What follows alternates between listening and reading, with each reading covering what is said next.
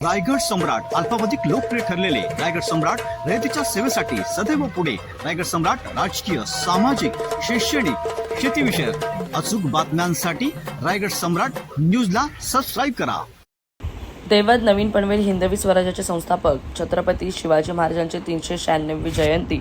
शिवसेना दैवत शाखा यंदा स्वर्गीय हिंदू हृदय सम्राट बाळासाहेब ठाकरे यांच्या जन्मशताब्दी वर्षानिमित्त 100 ज्येष्ठ नागरिकांना शाल अर्पण करून सन्मानित करण्याचे आयोजन शिवसेना उपविभाग प्रमुख जयंत पाखरे यांनी केले.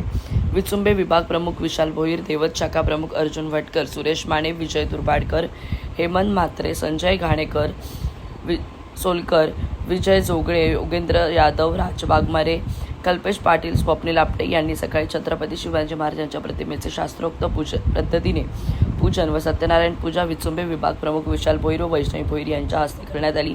सकाळी रायगड संपर्क प्रमुख शिरीष घरत, ग्रामपंचायत विचुंबे सरपंच वासुदेव भिंगारकर, मान्यवर एकनाथ म्हात्रे, धनंजय पाटील, अजय पाटील, देवतगाव उपसरपंच संदीप वाघमारे, विजय वाघमारे, कैलास वाघमारे व असंख्य शिवसैनिक या शिवप्रेमींनी छत्रपती शिवाजी महाराजांना अभिवादन केले. सायंकाळी महिलांसाठी हळदी कुंकू कार्यक्रमाला विचुंबे येथील प्रतिष्ठित प्राची भिंगारकर उपस्थित होत्या. हळदी कुंकू महिला रोहिता कांबळे, ऋतुजा हिरलेकर, अंकिता पाठक यांच्या हस्ते हळदी कुंकू समारंभ उत्साहात साजरे केले, ज्यात प्रतिष्ठित प्राचीताई भिंगारकरसह इतर सुवासिनी एकत्र येऊन एकमेकींना हळद कुंकू लावून सुवासिनींना वाण देण्यात आले. आलेल्या महिलांशी सुसंवाद साधला गेला. ज्येष्ठ महिला व पुरुष नागरिकांना अर्जुन भटकर, सुरेश माने, विजय दुर्बाडकर, संजय घाणेकर, स्वप्नील आपटे, ऋतिक तावरी, रोहिता कांबळे, ऋतुजा कांबळे, अंकिता पाठक, सरोदा भटकर यांचा सहभाग होऊन त्यांच्या हस्ते गुलाब, पुष्प व शाल अर्पण करून बऱ्याच ज्येष्ठ महिला पुरुष नागरिकांना शाल अर्पण करून सन्मानित करण्यात आले. त्यानंतर शिवशंभू व्याख्याते युवा कीर्तनकार चैतन्यदादा बोर्डे महाराज यांनी शंभू महाराज, शूरसेनापती तानाजी यांच्या जीवनावर उपस्थित शिवप्रेमींना प्रवचनद्वारे इतिहास सांगितला. याचा लाभ अनेकांनी घेतला. कार्यक्रमाला मान्यवर यांची उपस्थिती लाभली. खांदेश्वर पोलीस स्टेशनचे वरिष्ठ अधिकारी तसेच विचुंबे गावातील ग्रामपंचायत सदस्य, शेकाप पक्षाचे पुरुषोत्तम भाऊ भोईर यांच्याबरोबर बरेच मान्यवरांनी या कार्यक्रमाला उपस्थिती लाभली. कार्यक्रम यशस्वीसाठी प्रत्यक्ष अप्रत्यक्ष ज्यांनी मेहनत घेतली त्यांचे दैवत शाखेतर्फे आभार मानून सगळ्यांच्या मदतीने हा कार्यक्रम यशस्वी झाला.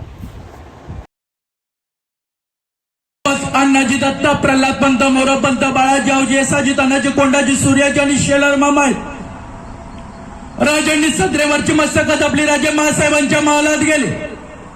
महासाहेबांचं लक्ष यावेळेस कोंढाण्यावर आहे. अरे कोंढाणा म्हणजे एखाद्या सुंदरीच्या गळ्यावर जसा शोभून दिसतो ना, तसा स्वराज्यात शोभून दिसावा कोंढाणा. महासाहेबांचं लक्ष त्या कोंढाण्यावर आणि महासाहेब बोलत्या झाल्या, शोभाराजे कोंढाण्यासारखं कौस्तुभ किल्ला शत्रूच्या हातात असणं बरं नव्हतं.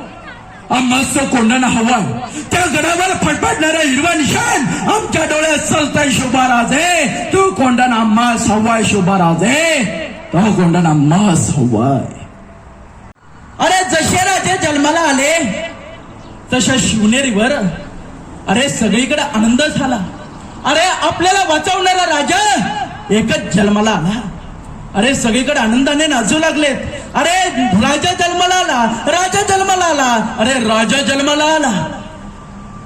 आणि त्याच वेळेस सगळ्यांनी ठरवलं राजांचं नाव काय ठेवायचं.